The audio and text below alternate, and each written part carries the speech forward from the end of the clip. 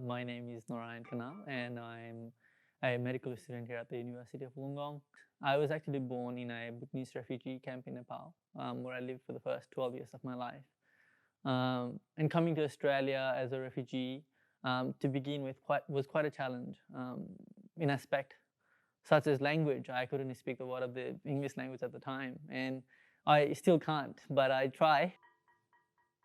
I remember thinking in my head, it must be like some heavenly place where there's no grass or nothing like that. You just walk anywhere and there'll be glasses everywhere just mirroring your photo and things. That's the kind of imagination. I had absolutely no clue what Australia would look like or what it was like.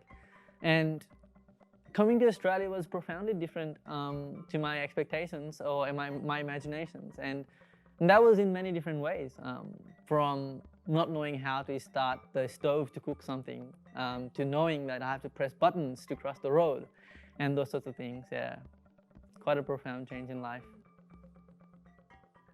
I always had this desire to be a leader and always wanted to study.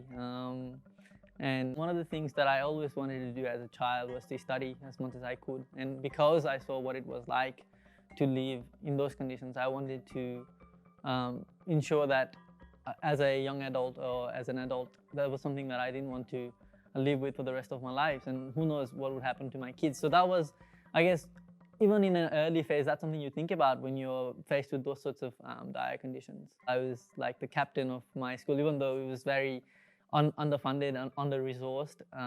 We actually had to sit on the floor. There was no proper carpet or anything like that. Uh, Very few teachers, lack of books, and obviously no internet, no electricity at all. So had to rely on studying during the day, because studying at night was a difficult thing as well. With no electricity, it can be very challenging and those sorts of things.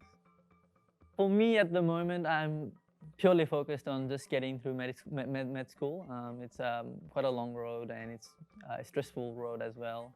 After medical school, I want to be involved in some sort of public health area. I am deeply passionate about making broader changes that affect a lot of people. I was very underprivileged, and I saw people die from abnormalities that could easily be prevented and those sorts of things.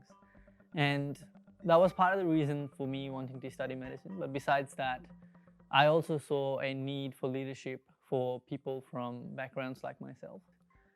Uh, my goal has always been to make the most of the opportunities that I'm provided with, and just to learn from them, grow from them, and try to assist other young leaders trying to come forward and present their stories.